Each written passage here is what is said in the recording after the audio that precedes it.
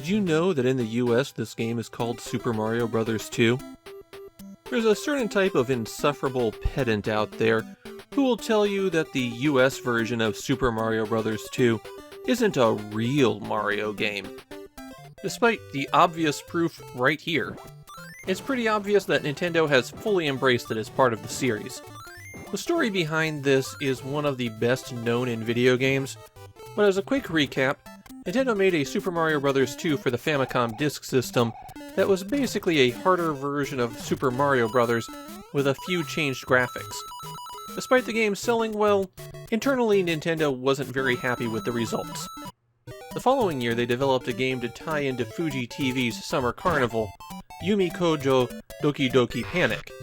In the early days of development, that was a Mario game, but as they made it for Fuji TV, all of the characters in the final game were the mascots of the 1987 Summer Carnival. Around that point, Nintendo was looking for something they could release as a follow-up to Super Mario Bros. In the US. They decided that the Famicom Disk System Super Mario Bros. 2 wasn't the best sequel to release, but there was Doki Doki Panic, and with a little bit of sprite swapping and a couple of other tweaks, it could be a Super Mario Bros. 2 that sold well in the US. 5 years later and the Famicom Disk System is dead, while the Famicom itself would be following shortly. But companies were looking for ways to squeeze a few more dollars out of the Famicom, and some of them turned to porting their Disk System games back to cartridge. And as it turned out, Doki Doki Panic was Shigeru Miyamoto's favorite game that he worked on with the Famicom. He is the one who pushed to re-release it on a cartridge. As for why it's titled Super Mario USA, well, Japanese players actually had some idea of what was going on overseas. Japanese game magazines often had coverage of foreign releases, so players in 1992 knew that the US got a different Super Mario Bros. Nintendo was just leaning into that with the titling. It kind of extends to the game itself as well. I am now going to tell you every single difference between Super Mario USA and the US version of Super Mario Bros. 2. The title screen changed to say Super Mario USA, and okay, that's it. They didn't translate anything back into Japanese. They didn't tinker with any of the levels or enemies. They didn't even fix any of the bugs. Japan got the exact same game that the US did. The plot of the game is very Alice in Wonderland inspired. Mario dreams of an oppressed fantasy kingdom called Subcon, and then finds a doorway into it. When you start the game, you're given your choice of 4 characters to play as: Mario, Luigi, Toad, and the Princess. You have the opportunity to change characters every stage, so you should be able to switch out who you're playing as based on who's best for the level. One problem with that: the best character for about 15 of the game's 20 stages is Luigi. He basically outdoes every character in the game except in one category. Mario is supposed to be the average character, the one that fits neatly in the middle, the one you're supposed to take when you don't have a better idea. Luigi, on the other hand, jumps higher than everyone else. And in case you didn't notice, the Super Mario games are platformers. Jumping higher than everyone else is a huge advantage. Toad's the alternative to Luigi with the weakest jump, but the highest speed, including picking up items, which is very important. And the Princess is the worst character. Yes, I know she was your favorite when you were a kid. You were a kid and you didn't actually examine how any of the characters behaved. The Princess is the worst. Her special ability is that she can float by hitting jump again while she's in the air, but to do that she's also the character who has the slowest pickup of things. Floating sounds good until you realize that Luigi can jump almost the exact same distance that she can float. Don't believe me? Here they are layered on top of each other. Luigi's just a little bit short, but with a much higher jump and a faster pickup rate, Luigi can do stuff in this game that the Princess only dreams of. In the game, A jumps, holding down B will make you run, and standing on an object and tapping B will pick it up. You can ride on most things in this game, and for smaller objects, you can pick them up as you're standing on them. You can also catch certain objects that are thrown or launched. This is mainly useful against bosses, but sometimes you can actually catch things that you've thrown. Plucking the plants out of the ground will often result in some kind of surprise, You could get a vegetable to throw at an enemy, or you might pull up a bomb. And best of all, sometimes you might find a potion. Wherever the potion hits the ground, it'll create a door to a mirrored world. Within it, you have a few seconds in which you could pull up plants, and they'll offer coins. You can also find mushrooms hidden behind these doors. They'll increase your maximum life bar by 1. You start every stage with 2 health points, and when you're reduced to 1, you become a small version of the character.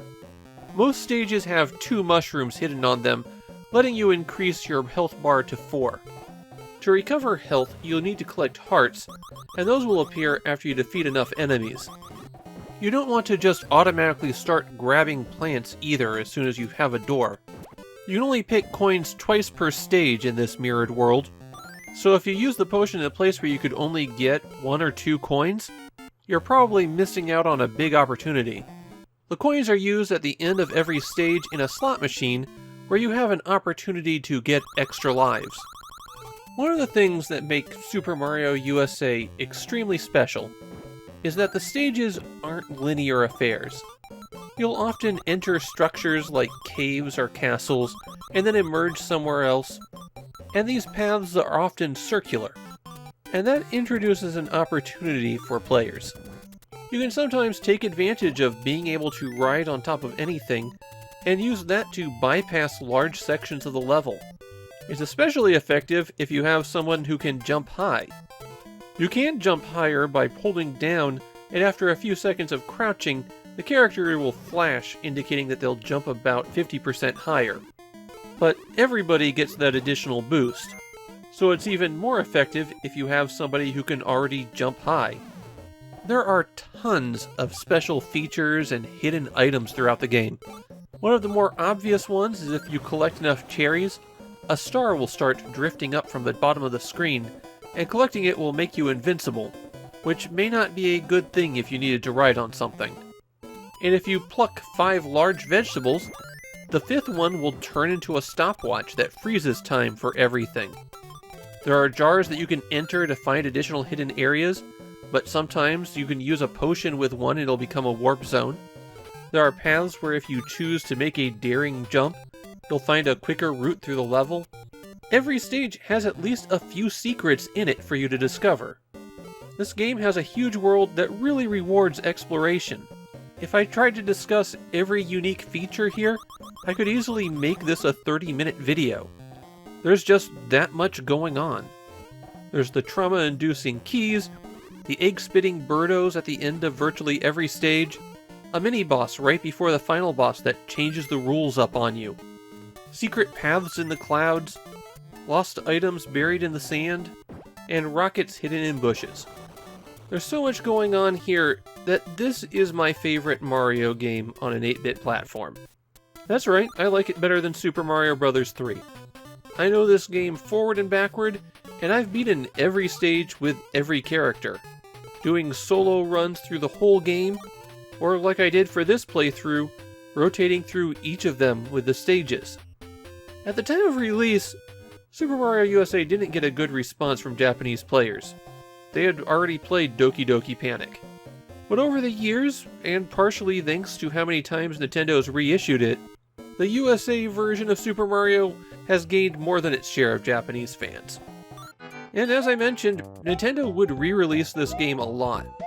The first time in the Super Mario Collection for the Super Famicom, and later on they modified it a bit to make it a launch title for the Game Boy Advanced. There was even a Satellaview version that remixed a lot of the stages. It took a long time, but Nintendo eventually revisited the idea of having 4 possible characters in a platforming game, each with different abilities, basically reviving the crew of this game for Super Mario 3D World. In case you couldn't tell, I love this game. No, it's not like Super Mario Bros. 1 or Super Mario Bros. 3. But it is just about a perfect platforming game. You're given a lot to do, and you're given a lot of different ways to approach things. There wasn't anything else quite like it at the time, except, well, Doki Doki Panic.